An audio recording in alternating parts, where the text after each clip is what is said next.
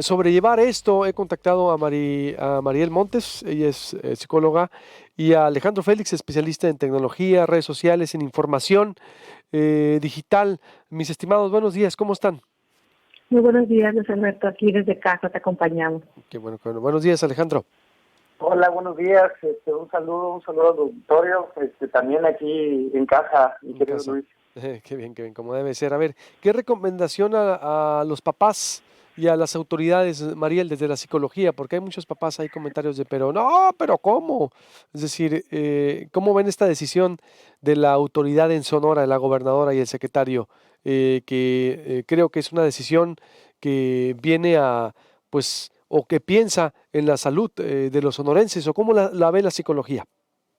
Mira, Luis Alberto, nosotros desde la investigación en educación, yo te quiero decirle al auditorio, que en el país estamos hablando de que el 87% de la educación en México pertenece a esta cobertura de escuelas públicas. El 87% de nuestros estudiantes en México van a escuelas públicas y el 13% van a escuelas privadas, ¿sí?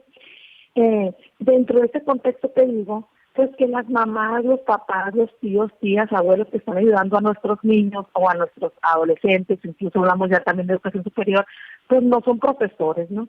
Sí hacen su mejor esfuerzo, pero no nos pueden garantizar la transmisión y el dominio de los contenidos que nos corresponden a las escuelas, ¿no?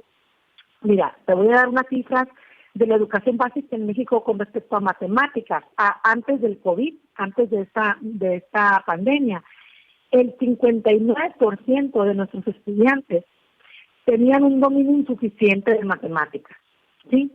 El 18% un dominio básico, solamente el 8% un dominio sobresaliente de matemáticas.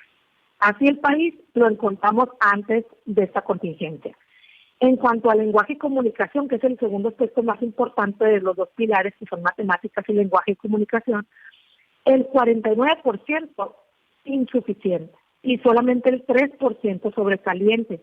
O sea, nosotros ya en el sistema educativo ya nos enfrentábamos a, a problemas grandes con respecto a los niveles, no al alcance que hemos tenido con contenidos y conocimiento de nuestros estudiantes.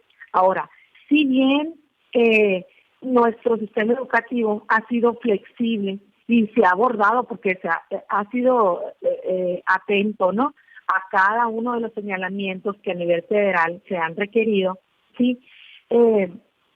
Lo que más tendrían que trabajar o el reto estuviera en la flexibilidad en la evaluación, ¿sí? Que nos digan cómo se va a evaluar esta segunda mitad para las cuestiones de educación media superior y educación superior, y esta segunda mitad también para educación básica, ¿no? Si esta evaluación va a ser flexible, qué aspectos se van a considerar, sí, que se tenga que apegar a derecho. ¿Qué quiere decir? Pues que tienen que garantizar una educación de calidad y no apegarse a derecho, ¿no? Tendrían que ser incluyentes porque tenemos que recordar que el 13% de nuestros estudiantes viven en condiciones de pobreza extrema, ¿sí? Y que se tienen que adecuar a la situación actual que estamos viviendo, ¿no? Entonces, esos cuatro últimos parámetros que te menciono son los que tendría que atender el sistema en Sonora, el sistema educativo y el sistema nacional, y para poder avanzar en términos no solamente de contenido, sino poder pasar a un siguiente nivel el próximo ciclo escolar, que es en agosto. Es decir, le pides que tengan en cuenta esas variables, pues, para que sea exitosa. Sí, la flexibilidad en la evaluación, esta es una, apegarse a derecho, ser incluyentes, que de cobertura, por ejemplo, cuando te hablo de apegarse a derecho, el 98% de los estudiantes, por ejemplo, ya cuentan con primaria universal, ¿no? O al alcance, ¿no? Pero ahora, pues con esto de educación a distancia, porque para muchos es educación a distancia, Luis Alberto, y para otros es educación en línea. ¿Por qué? Porque no todos nuestros estudiantes tienen acceso a las condiciones tecnológicas, ¿no? ¿Cómo ves tú, Alejandro? ¿Qué recomendaciones haces tú como especialista en temas en línea también y de informática para lo que está haciendo la SEC? Por lo que veo, el reporte que trae es que ha aumentado, dice el 80% de los maestros han estado en contacto vía WhatsApp, vía Facebook, en redes con los estudiantes. Mira, yo creo que es importante señalar aquí dos temas, ¿no? Primero, pues es un esfuerzo muy grande, porque si algo dejó en México el COVID-19 es la evidencia de que en México carecemos de una transformación digital enorme, ¿no? Entonces, es importante señalarlo. Y obviamente los esfuerzos que están haciendo las autoridades lo están haciendo en función de las herramientas que tienen a la mano, ¿no? Estoy totalmente de acuerdo que finalmente, dentro de las estadísticas que escuché que dio el secretario, hablaba de cerca de 2 millones de celulares, de dispositivos móviles que hay en Sonora. Sin embargo, esos 2 millones de dispositivos móviles pues son de manera general. Digo, finalmente no estamos hablando de una cobertura real. Y creo que eso hizo falta. Decir, bueno, de la gran población de estudiantes que hay en Sonora, el tanto por ciento está recibiendo la educación. El tema es que habla de un 80%, pero sí, el 80% de estos estudiantes no están recibiendo per se una educación en línea. Y ahí estoy en sintonía con nuestra amiga psicóloga. ¿Por qué? Porque una educación en línea significa tener una serie de contenidos de manera organizada, que una vez concluidos esos contenidos puedas presentar un examen que te permita obviamente avanzar.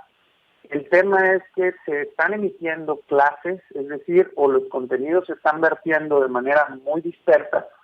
Te repito, pues el contacto que pueden tener los maestros vía WhatsApp, o enviar un video, o hacer una transmisión en vivo, o utilizar cualquier N cantidad de plataformas que están ahorita activas, pues no permitiría tener certeza y certidumbre de que obviamente a toda esa población le está llegando de manera uniforme los contenidos que tienen trazados en la Secretaría de Educación y Cultura aquí en Sonora, ¿no? ¿Cuál es el tema, Luis Alberto? Que finalmente, a pesar de que se está transmitiendo clases por Telemac, pues no están transmitiendo todas las clases que requieren los alumnos. Es decir, toda la carga, digamos, de tiempo, materia que debe de recibir un alumno en temporada regular, pues no lo están recibiendo, ¿no? Y obviamente, por eso yo entiendo el tema de la flexibilidad en cuanto a la evaluación, respecto a que no están recibiendo todos el contenido que requieren, y por otro lado, hay un porcentaje que es el 20% que no está recibiendo, que no está, obteniendo ningún tipo de contenido en línea, o no hay una comunicación bidireccional con los maestros. Pues, ¿qué va a pasar con ese 20%? Que creo que no nos lo comentó también el secretario. Es importante, Luis, e insisto mucho en este punto, que cuando esto termine, no dejemos de ver que debemos de sumarnos a una transformación digital. ¿Por qué? Porque finalmente tenemos que poner contenidos al alcance de los jóvenes, y sobre todo los niños, que verdaderamente vayan de la mano con la carga del ciclo escolar. Y insisto, no estamos exentos a que esta situación se vuelva a presentar. De tal suerte que te comento algo. Ayer estuve en una charla con la Organización de Estados Americanos y Cisco de Latinoamérica, donde se estaba hablando precisamente de los esfuerzos que están haciendo los gobiernos en materia de ciberseguridad. Y con tristeza lo digo, México, estamos en Latinoamérica muy atrasados en temas de ciberseguridad, y ahorita todo se estaba tratando a través de estos canales, ¿no? Entonces, creo yo que es importante también decir que tenemos que trabajar de la mano. Si bien es cierto que la carga académica es importante, pero también es importante enseñarles a nuestros alumnos el tema de cómo mantenerse en Internet de manera segura, y obviamente la protección de datos personales, Luis. Pues sí, como dices, tendremos que ir trabajando ya una migración digital de procesos, de contenidos en todos los aspectos. Yo creo que Totalmente. eso es vamos a decirlo, un punto muy importante, ¿eh? Muy, pero muy importante. Mira, hay plataformas completas que te permiten mantener un contacto directo con los estudiantes verter contenidos, manejar temarios, o sea, subir esa información, tener un acercamiento con el alumno muy cercano y obviamente darles clases, pero también evaluarlos.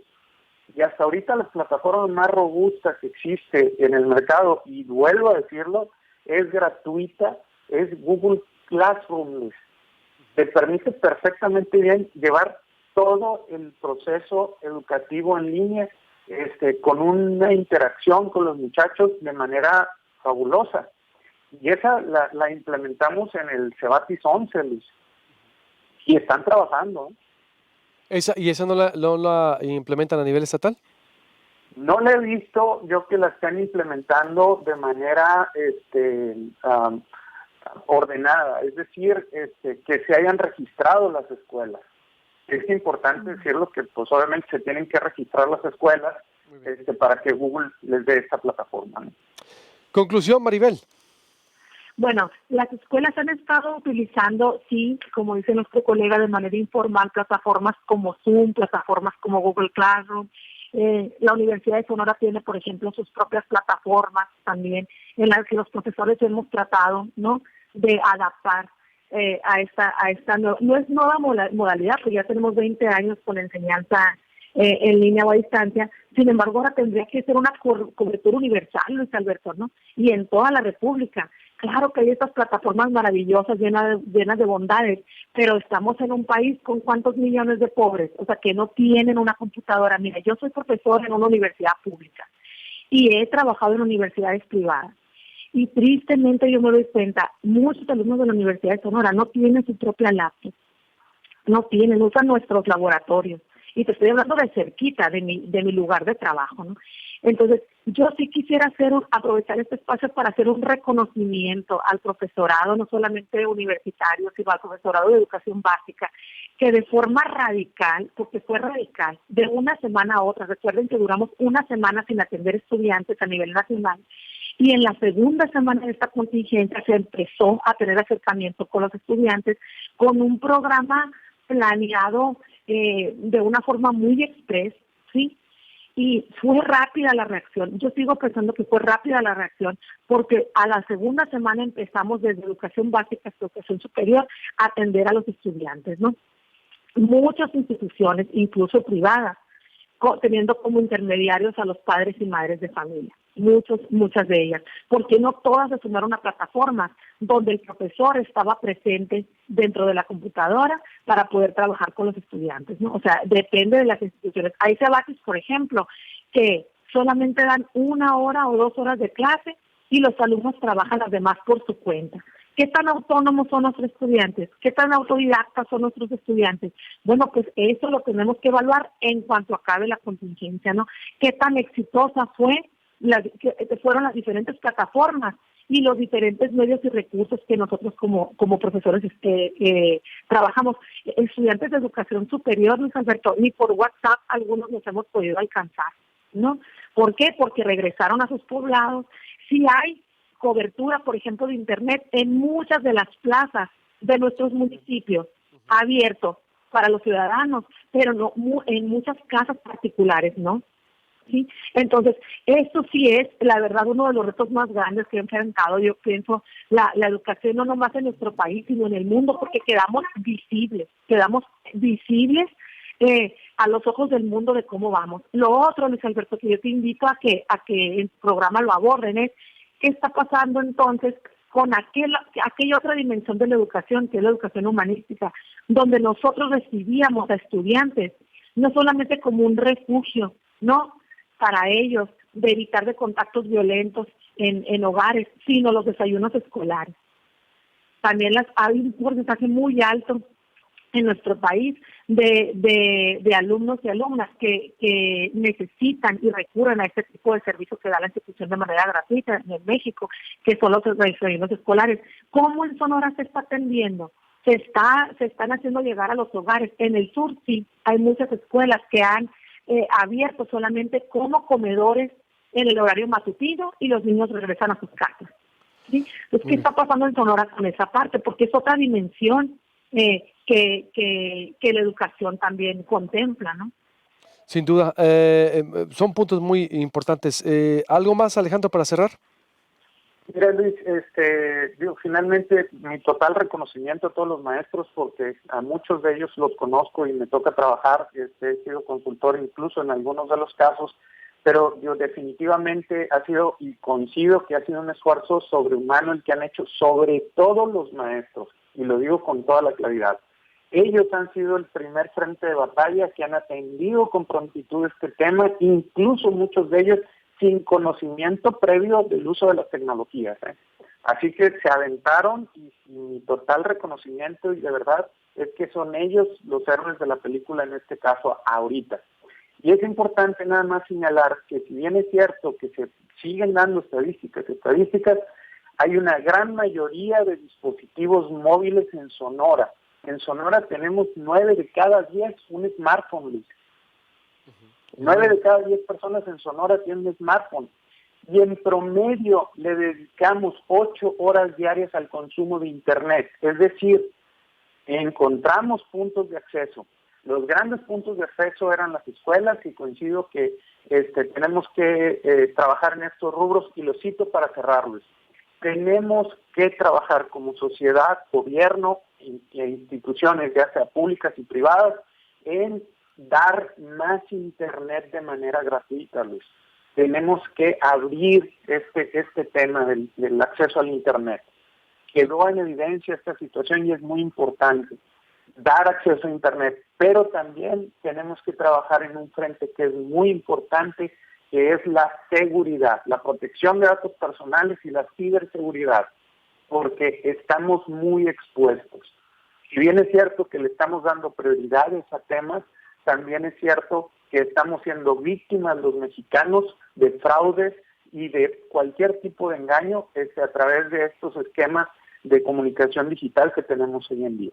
Y por último, nuevamente, pues obviamente reiterar que es muy importante que aquellos que se quedaron atrás en esta situación pensemos en mecanismos de cómo vamos a recuperar ese 20% de alumnos que pues finalmente, como dijo un lema, pues que nadie se quede atrás, ¿no? Entonces, definitivamente creo que el tema es una transformación digital que tiene que empezarse a trabajar, inversión en tecnología, y obviamente eso no para ahorita, Luis, y no hay una fecha de término. Creo que debemos de canalizar esos recursos a manera de continuar con una transformación digital pronta y que llegue a la mayor parte de los ciudadanos. Sí, esto viene a cambiar todo, y va a venir a replantear todo lo que conocemos. Gracias, Alejandro. Gracias. Gracias, Maribel. Estamos en contacto. Mucho gusto saludarte. Igualmente, muy importante todos los puntos que han dicho. ¿Cómo ve usted? A ver, se me atraviesa el puente verde, no sé si me voy entonces con comentarios o alcanzamos a hacerlo, el puente verde, porque es muy importante, todos es la verdad muy importante lo que han dicho nuestros especialistas, y le tenemos una historia de cómo